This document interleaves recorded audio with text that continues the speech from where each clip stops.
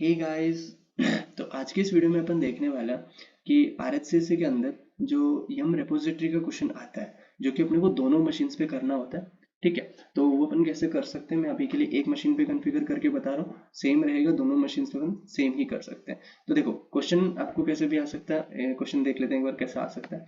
Yama repository configuration on both the machine from the given link. ठीक है, जो link अपने को दे रखा है इस लिंक से अपने को क्या करना है, यम रेपोजिटरी को कॉन्फ़िगर करना है। ठीक है, ताकि अपन यम के थ्रू पैकेजेस इंस्टॉल कर पाए। और पैकेजेस कहाँ से इंस्टॉल करने हैं, इस लोकेशन से अपने इंस्टॉल होने चाहिए, यानी कि इस सर्वर पे रखे हुए हैं पैकेजेस इस लोकेशन पे।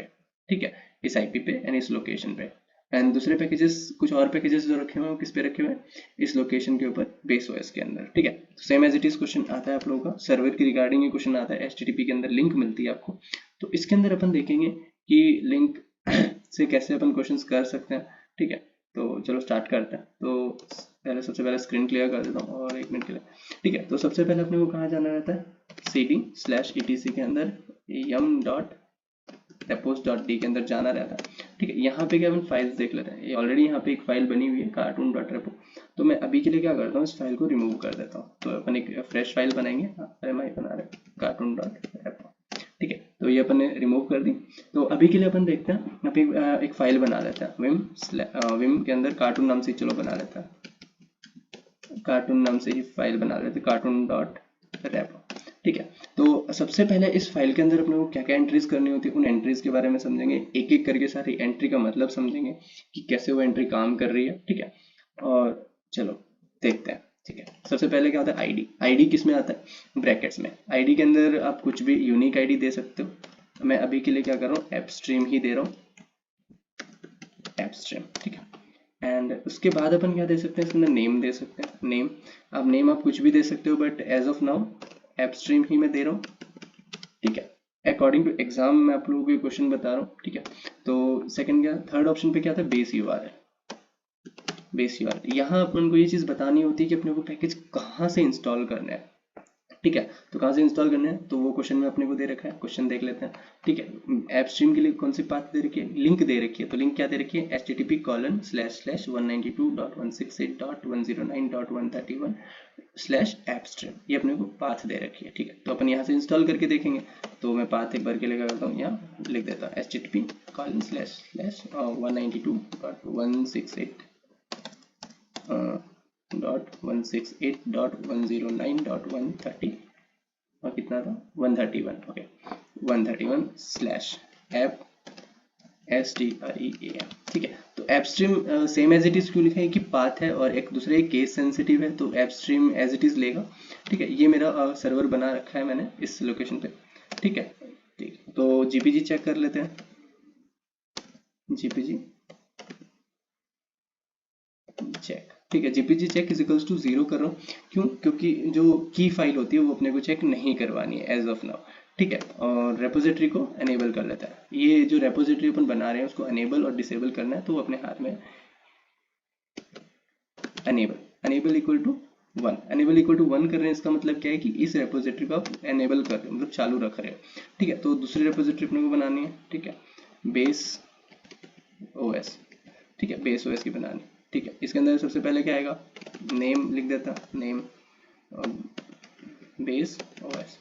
ठीक है, और बेस यूआरएल देना है।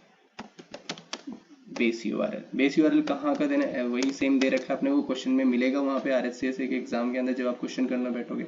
तो एक चीज़ का आपको ध्यान रखना है कि आप लोगों का लिंक की गलती बिल्कुल नहीं करनी। ठीक है, अगर आप लिंक में गलती करते हो तो आपको एरर मिल सकता है, http://192.168.109.131/base OS। ठीक है, बात मैंने कंप्लीट दे दी। एंड क्या था, जीपीजी चेक। जीपीजी चेक क्या करना है, अनेबल डिसेबल रखना है, इसलिए 0 फॉर डिसेबल, 1 फॉर अनेबल। ठीक है, ट्रू और फॉल्स भी आप यहाँ पे लिख सकते हो अनेबल के अंदर। ठीक है, तो लास्ट ऑप्शन क्या है, अनेबल। Enable equal to 1। ठीक है, तो अनेबल इक्वल टू 1 कर चुके हैं। अभी अपने क्या, इस फाइल को अपन सेव कर देते हैं। ये लो, सेव हो गया। तो सबसे पहले क्या करना है, यम मेक कैश है। कैशे फाइल बिल्ड कर लेते हैं, ठीक है, कैशे अपने बिल्ड हो चुके हैं, ठीक है। अब अगर अपन कुछ भी इंस्टॉल करके देखते हैं, जैसे कि मैं कर लेता हूँ यम इंस्टॉल VSFTPD इंस्टॉल कर लेते हैं, ठीक है, देख लेते हैं इंस्टॉल हो रहा है। देखो पैकेज इंस्टॉल हो रहा है।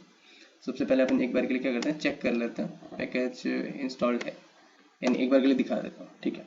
तो सबसे पहले RPM -Q से अपन चेक कर सकते हैं इंस्टॉल्ड है कि नहीं पैकेज VSFTPD, ठीक है।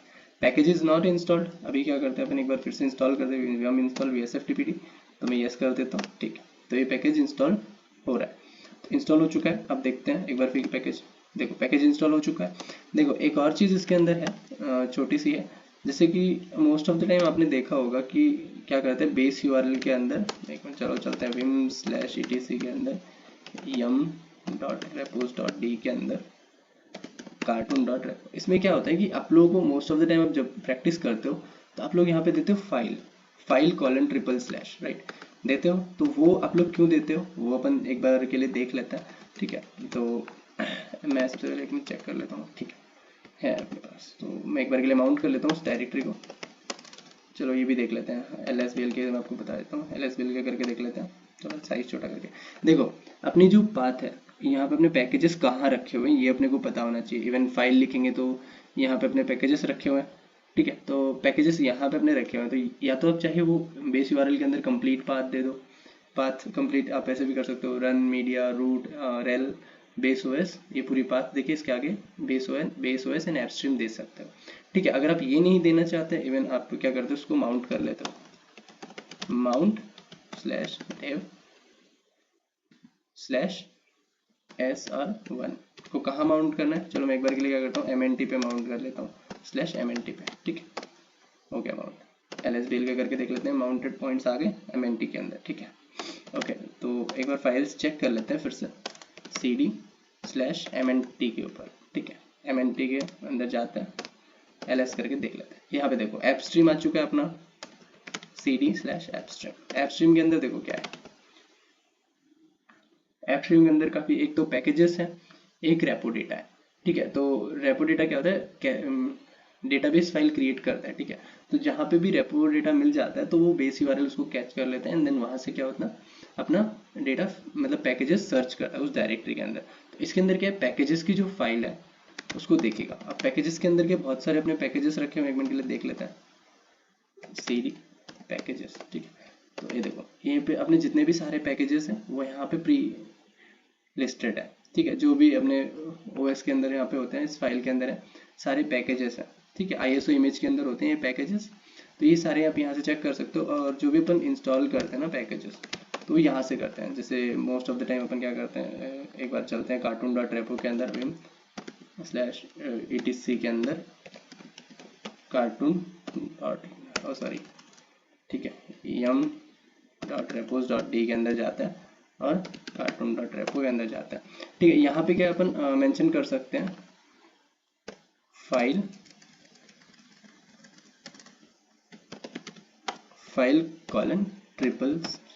ट्रिपल स्लैश किस लिए आ रहा है, पहले दो स्लैश तो URL के लिए एंड तीसरा जो स्लैश है वो किसके लिए आ रहा है, MNT के लिए। MNT के आगे जो स्लैश लगा वो वाला, ठीक है, MNT, ठीक है। MNT के अंदर क्या है, बेस OS, ठीक है।